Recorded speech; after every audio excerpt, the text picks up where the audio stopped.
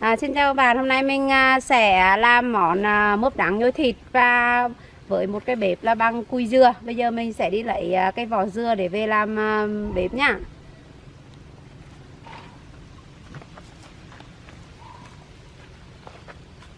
Ở nhà mình thì uống dừa rất là nhiều và những cái cùi dừa này thì rất là nhiều này. Giờ mình sẽ lấy những cùi dừa này về làm bếp. Tận dụng hết cỡ luôn.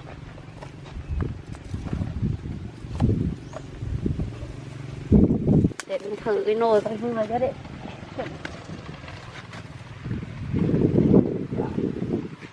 Cái này là ổn. Giờ mình sẽ đi lấy củi.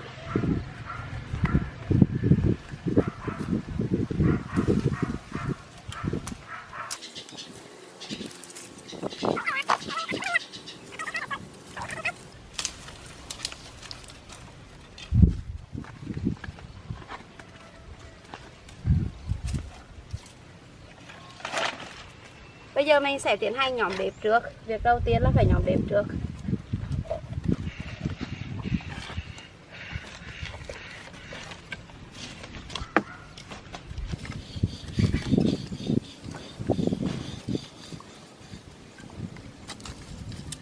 Rồi, lửa đỏ rồi, bây giờ mình sẽ đổ nước vào để nấu nước sôi trước. Trong cái lúc đợi nước sôi thì mình sẽ tiến hành làm nhân. Đây, nước xong rồi, bây giờ bắt lên.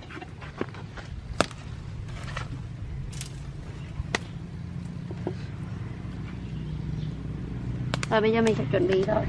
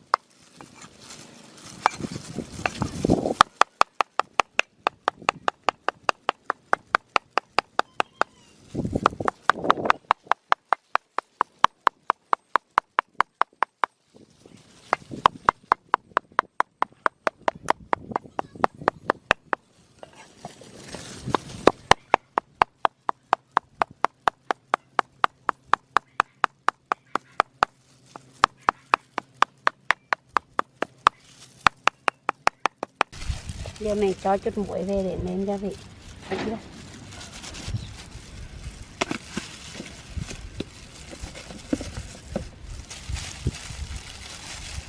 Bột ngọt.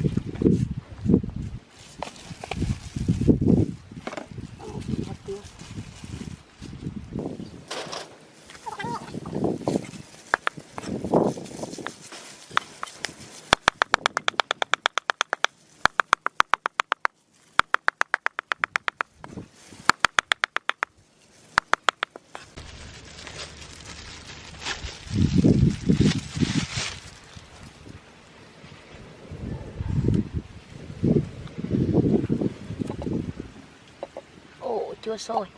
Làm thịt gần xong rồi mà chưa sôi.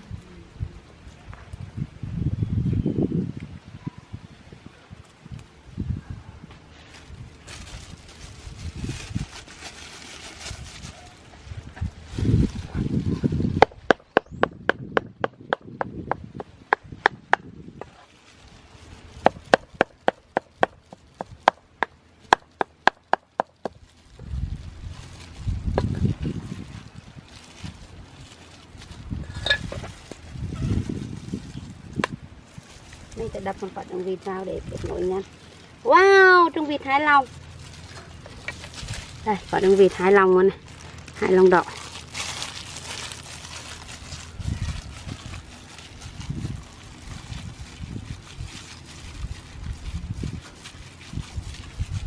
Rồi, bây giờ là đến công đoạn chuẩn bị mướp. Mình đã chuẩn bị thịt xong rồi. Bây giờ mình sẽ chuẩn bị mướp.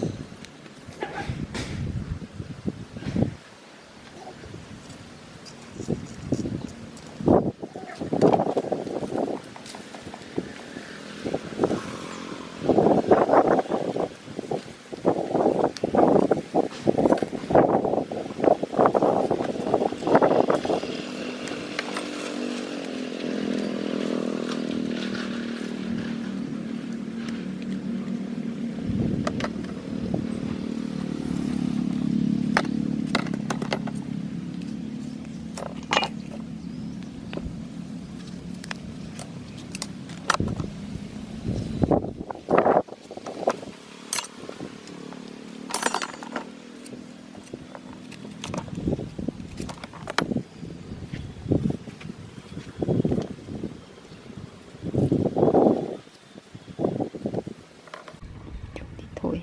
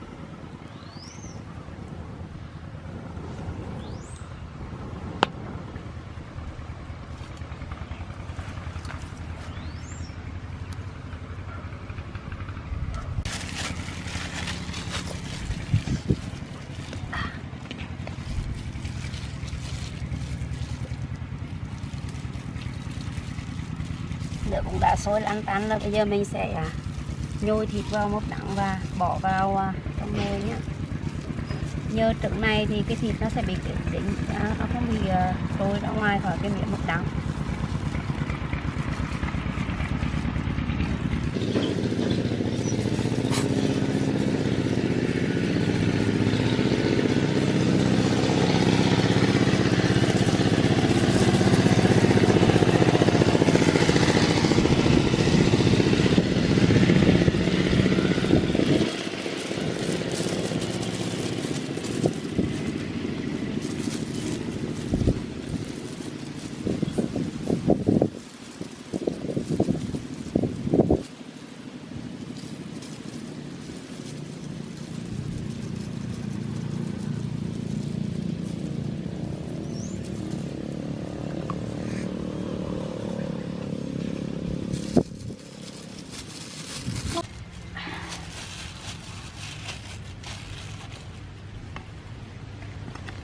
Mình sẽ đun lửa cho đỏ này.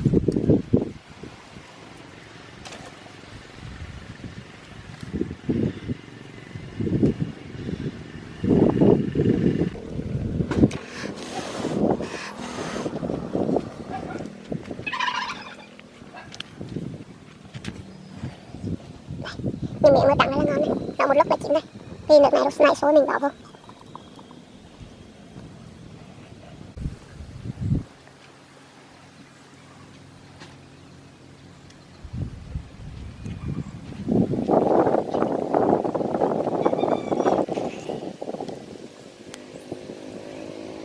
Canh đã bắt đầu sôi làm tạm rồi các bạn.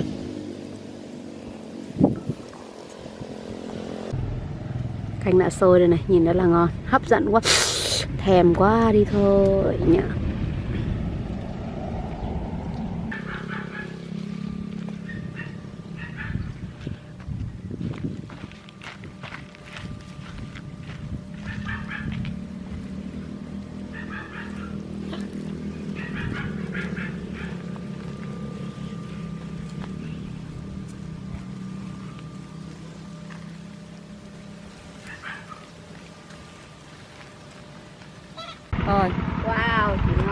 rồi, giờ bỏ hành đỏ vô thôi.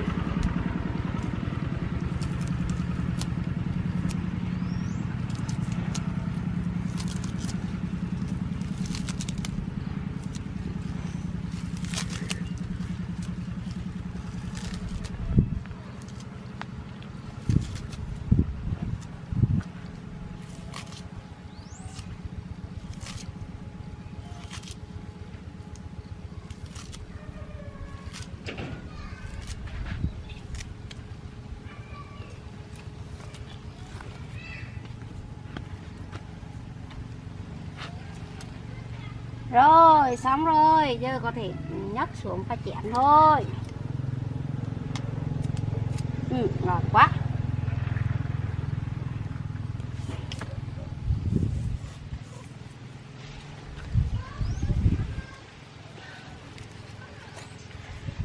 Wow, ngọt quá. Nấu xong thưởng thức ngay tại chỗ thế này mình không?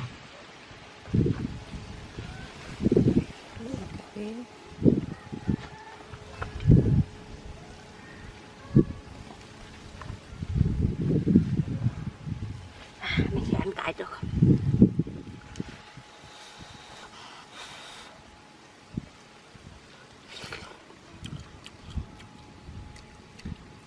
Một cắn ngon quá.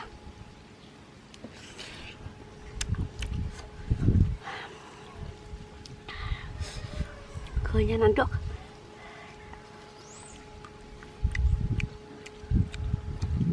Nhân nguyên si răng mà.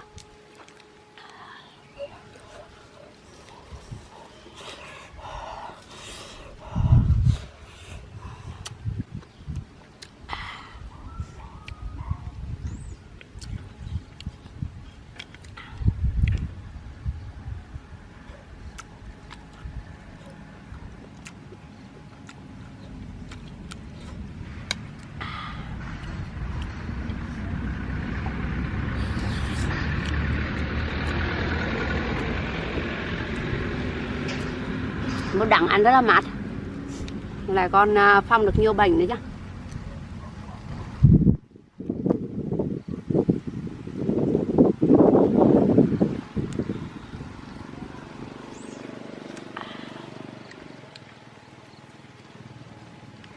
Thử một ít nữa húp.